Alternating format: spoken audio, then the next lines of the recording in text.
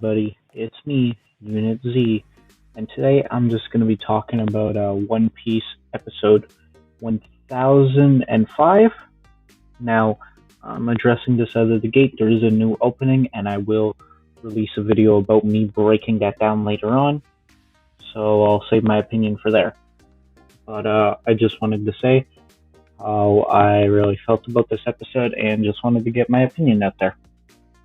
Alright, so starting things off, we open obviously to the more memorable scenes, which is Kaido kind of not drowning necessarily, but more just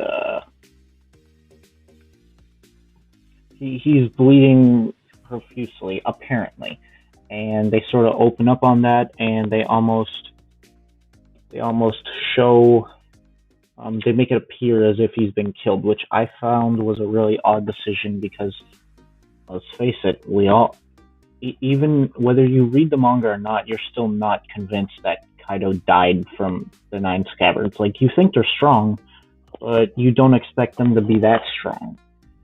And, dealing with situations like that doesn't really boost, our impression of them. It just makes Kaido almost feel weaker necessarily. Like, don't get me wrong, episode 1004 definitely had a set a precedent and a standard for what One Piece fights are going to be in the future in the level of animation. It's just looking at it, it's really it's very odd just looking at it and seeing like what does or doesn't need to be done, and how things are going to change. So with the main portions, or the main takeaways from this episode was obviously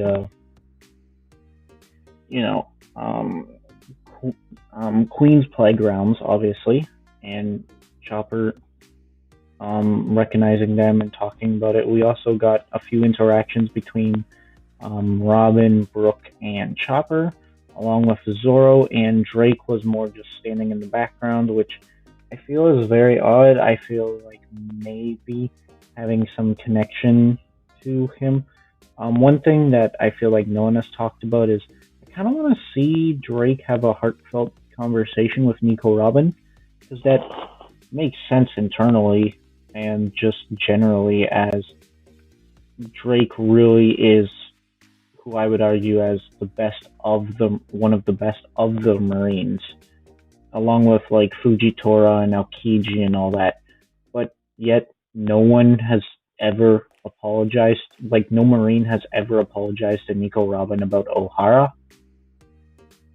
And that just feels like, why would you not apologize for genocide? But anywho, this isn't really a Drake-focused episode.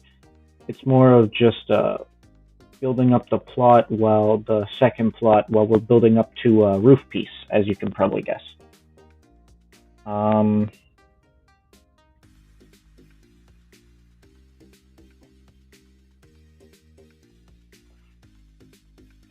Now, after they fought, not really fighting Kaido, but before that, before and after the fight between Kaido and the Scabbards, we appear on the roof, well, not in the hallways of Oginoshima, and just wander.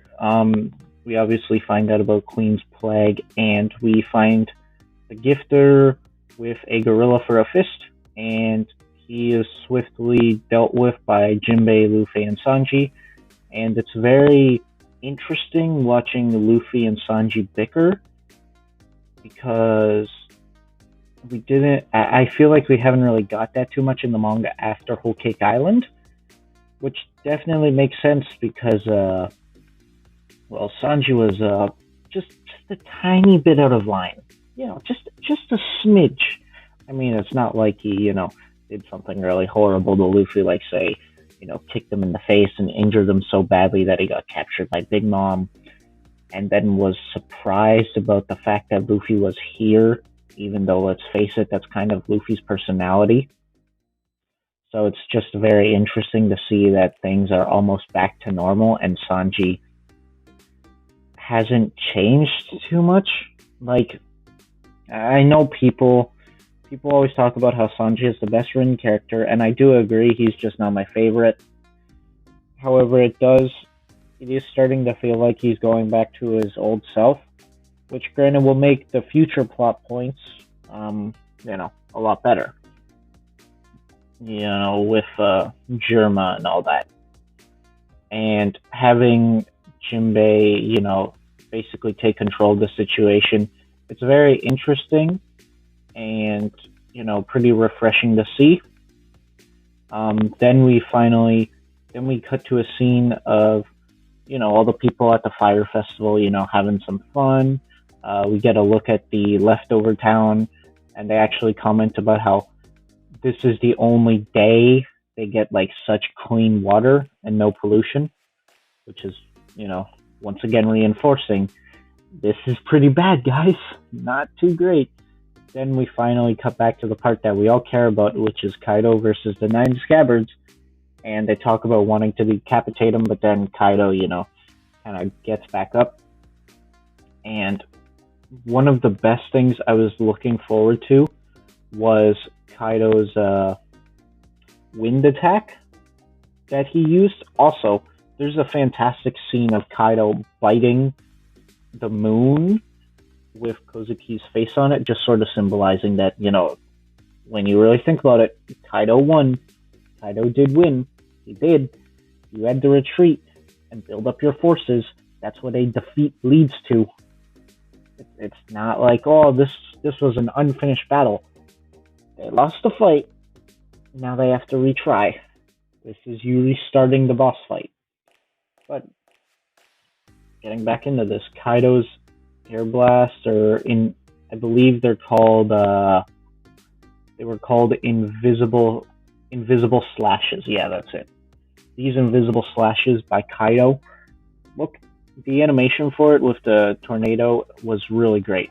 However, Kiku losing her arm, that is crazy.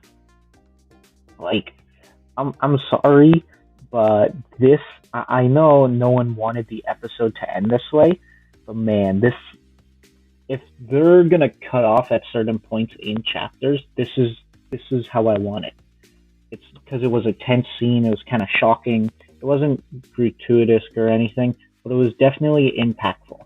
And I'm really glad that we got to see something so impactful at the end of the episode, rather than it just be like, I don't know, Drake staring down Queen going, I'm gonna fight you, or something like that. So just the way it ended was probably one of the best parts of the episode. And yeah, those are all my thoughts. So if I'm giving it a ranking, I'll probably give it a 6.5 out of 10. Yes, 6.5. It's not a bad score, but didn't do anything too crazy, just sort of satisfied me. It was a good One Piece episode, had a good ending, but this is definitely the episode. It's sandwiched right now. Like, there are sandwiches, right? Think of it as a sandwich. You got the two pieces of bread, and one of them is 1004. That's going to be a standout episode for a long time to come. Just like episode 870. Like that's a standout episode as well. Why? Because the animation popped off, and it was just some good action. Compare this to, and that's what episode 1004 is like. It's the new, hype, dope animation, great fight episode, which, let's face it, is probably going to be surpassed in the future by Roof Piece. So, anime onlys, get ready. It's going to be pretty nuts. But looking at all of this, I can't say in good faith that episode 1005 is going to be one of my favorites from even Act 3. Like, it's just sort of it's a good episode, but really just pushing it along, and it's going to get sandwiched when eventually, people start binging it, because let's face it, once 1.0 ends, everyone's gonna re-binge it just to, experience it again. And I have no problem with that, right? So, you know, let's let's move on. So 6.5 out of 10, and I'll see you guys next time. Peace out.